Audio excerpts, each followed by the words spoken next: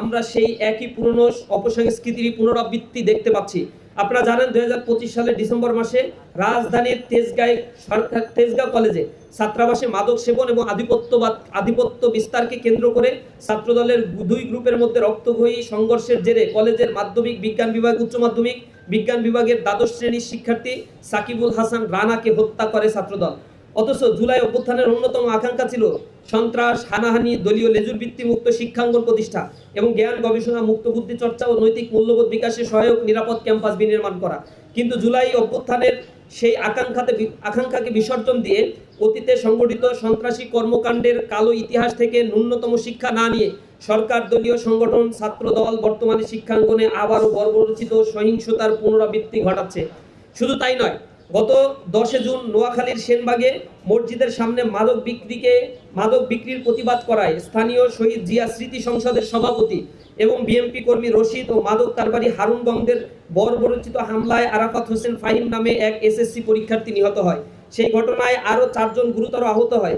এদিকে গত 21 জুন গাইবান্ধায় সাঘাটা উপজেলার বোনারপাড়া ইউনিয়নের সভাপতি, ইসলামী ছাত্র শিবিরের সভাপতি সাইফুল্লাহ বারিকে যুবদলের সন্ত্রাসীরা প্রকাশ্য দিবালোকে নৃশংসভাবে কুপিয়ে ও গলা কেটে হত্যা করে। এই ঘটনায় এখন পর্যন্ত 4 জনকে গ্রেপ্তার করা হলেও মূল আসামি তিনি এখনো ধরাছোঁয়ার বাইরে অবস্থান করছে। বিগত ফ্যাসিস্ট সরকারের সময় সবচেয়ে বেশি ক্ষতিগ্রস্ত হয়েছিল শিক্ষা প্রতিষ্ঠানগুলো। বিশ্ববিদ্যালয়, অন্যান্য উচ্চশিক্ষা প্রতিষ্ঠানের প্রশাসনের দলীয় অনুগত ব্যক্তিদের বসিয়ে এবং পেটোয়া বাহিনী ছাত্রলীগকে ব্যবহার করে শিক্ষাঙ্গনগুলোকে সন্ত্রাস, দখলদারিত্ব, ভয়ের অভয়ারণ্যে পরিণত করা হয়েছিল। সেই দুঃসহ পরিস্থিতির অবসান ঘটিয়ে একটি নিরাপদ ও স্বাধীন শিক্ষাঙ্গনের প্রত্যাশায় দেশের শিক্ষার্থীরা জুলাই অভ্যুত্থানে গুরুত্বপূর্ণ ভূমিকা পালন করেছিল। কিন্তু অত্যন্ত পরিতাপের বিষয়, অভ্যুত্থানের পরেও সেই প্রত্যাশার প্রতিফলন ঘটেনি। বরং চট্টগ্রাম, কুমিল্লা ও কক্সবাজার পলিটেকনিক ইনস্টিটিউটে সাধারণ শিক্ষার্থীদের উপর ছাত্রদলের ন্যাক্কারজনক হামলার ঘটনা ঘটেছে। ঢাকা পলিটেকনিক ইনস্টিটিউটে 2 দফা হামলা চালানো হয়েছে। এছাড়া রুয়েট, ডুয়েট, সাবিপ্রবি সহ বিভিন্ন শিক্ষা প্রতিষ্ঠানের শিক্ষার্থীদের উপর হামলা, শাহবাগে সংঘবদ্ধ হামলা চালিয়ে ডাকসুর নেতৃবৃন্দকে লাঞ্ছিত করা এবং ক্যাম্পাস জুড়ে আধিপত্য বিস্তারের নানা ঘটনা দেশবাসী প্রত্যক্ষ করেছে। গতকালও রাজধানীর সিদ্ধেশ্বরী কলেজে অধ্যক্ষের সামনে ছাত্র শিবিরের নেতাকর্মীদের উপর ছাত্রদলের সন্ত্রাসীরা হামলা চালায়। শিক্ষার্থীদের রক্ষা করতে এগিয়ে এলে সমাজবিজ্ঞান বিভাগের শিক্ষক খায়রুল ইসলামকেও মারধর করা হয়, তাকে আঘাত করা হয়, রক্তাক্ত করা হয়। সেই শিক্ষকের দাঁত পর্যন্ত ভেঙে যায় এবং আহত অবস্থায় তিনি কোনো প্রতিকার পান নাই। সেটা মিডিয়াতেও সেই ঘটনাগুলো আসতে দেয় নাই। অধ্যক্ষ থেকে শুরু করে পুরো চক্র এর সাথে জড়িত রয়েছে। এর আগে ঢাকা বিশ্ববিদ্যালয় শহীদুল্লাহ হলে সিনিয়রদের সঙ্গে কথা কাটাকাটির ঘটনাকে নারী হেনস্থার অভিযোগে ভিন্ন খাতে প্রবাহিত করে হল সংসদের সমাজসেবা সম্পাদক সাজুকে টার্গেট করে ছাত্রদল ও বাম সংগঠনের নেতাকর্মীরা।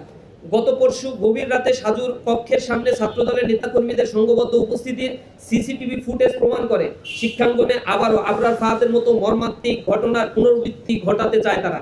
এছাড়াও শিক্ষা প্রতিষ্ঠানগুলোতে অভ্যন্তরীণ কোন্দল, আধিপত্য বিস্তার, মাদক কারবার ও অন্যান্য অপরাধমূলক কর্মকাণ্ডের মাধ্যমে ক্যাম্পাসগুলোকে আবারও অস্থিতিশীল করে তোলা হচ্ছে। একই সঙ্গে বিভিন্ন মতবাদ, ট্যাগিং ও উদ্দেশ্য প্রণোদিত প্রচারণার মাধ্যমে সাধারণ শিক্ষার্থীদের উপর নির্যাতনের বৈধতা তৈরির অপচেষ্টা চলছে। যে দলীয়করণের বিরুদ্ধে দেশের সাধারণ মানুষ রায় দিয়েছে, আজ সেই একই ধারাবাহিকতায় বিশ্ববিদ্যালয়গুলোতে দলীয় বিবেচনায় প্রশাসক নিয়োগের মাধ্যমে শিক্ষাঙ্গনগুলোতে পুনরায় নিয়ন্ত্রণের চেষ্টা চালানো হচ্ছে।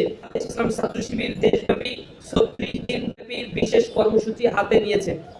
কর্মসূচির 1, গণভোটের রায় ও জুলাই সনদের পূর্ণাঙ্গ বাস্তবায়ন। আওয়ামী ফ্যাসিবাদের আমলে সংগঠিত সকল গণহত্যার বিচারের দাবিতে দেশব্যাপী অদম্য জুলাই শিরোনামে মাসব্যাপী বিক্ষোভ মিছিল ও সমাবেশ আয়োজন। রক্তাক্ত জুলাইয়ের স্মৃতি নিয়ে গল্প, উপন্যাস, গবেষণা প্রবন্ধ এবং সাময়িকী প্রকাশ। রাজধানীতে শিশুদের চোখে জুলাই জাগরণ শীর্ষক আলোকচিত্র প্রদর্শনী। জুলাই জাগরণ ডকু ফিল্ম প্রতিযোগিতা ও পুরস্কার বিতরণের আয়োজন। সেমিনার, সিম্পোজিয়াম, রিসার্চ কনফারেন্স, আলোচনা সভা, দোয়া অনুষ্ঠানের আয়োজন। সারা দেশে শিক্ষা প্রতিষ্ঠান ও গুরুত্বপূর্ণ পাবলিক প্লেসে জুলাইয়ের অঙ্গীকার, ইনসাফের বাংলাদেশ বিনির্মাণ শীর্ষক আলোকচিত্র ও ডকুমেন্টারি প্রদর্শন এবং সাংস্কৃতিক সন্ধ্যার আয়োজন। জুলাইয়ের স্মৃতি বলা, স্মৃতি লিখন, বক্তব্য রচনা ও বিতর্ক প্রতিযোগিতা প্রভৃতির আয়োজন। নিজ নিজ জেলায় শহীদের নামে স্থায়ী পাঠাগার প্রতিষ্ঠা। জুলাই শহীদ স্মৃতি ক্রীড়া প্রতিযোগিতার আয়োজন। শহীদ পরিবার, আহত ও আন্দোলনে অংশগ্রহণকারী গাজীদের নিয়ে লাল জুলাই শীর্ষক সাক্ষাৎকার গ্রহণ ও পডকাস্টের আয়োজন।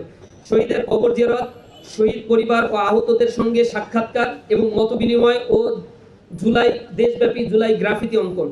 ইকোস অফ জুলাই শিরোনামে 36 দিনব্যাপী অনলাইন ক্যাম্পেইন পরিচালনা করা।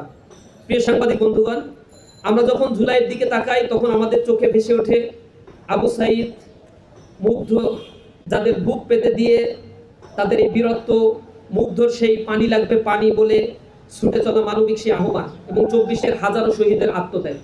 তাদের আত্মত্যাগ আমাদের শিখিয়েছে ভয়ের সংস্কৃতি থেকে অন্যায়ের বিরুদ্ধে মাথা উঁচু করে দাঁড়াতে। মনে করিয়ে দিয়েছে এই দেশের প্রকৃত মালিক কোনো স্বৈরাচার শাসক নয়, বরং এই দেশের মালিক এদেশের জনগণ। তাই আসুন কোনো স্বার্থান্বেষী গোষ্ঠীর ক্ষমতা লিপ্সার কাছে এই অভ্যুত্থানের অর্জনকে ব্যর্থ হতে না দিয়ে সব বিভেদ বলে শহীদের স্বপ্নের বৈষম্যহীন ইনসাফ ভিত্তিক বাংলাদেশ গড়ার লক্ষ্যে আমরা পুনরায় ঐক্যবদ্ধ হই।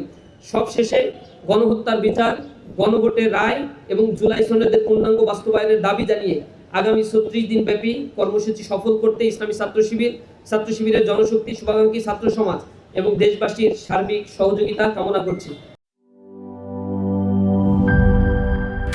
Lily Whipped Shea Mystic Glowing Body Wash. Secret to ultimate glow.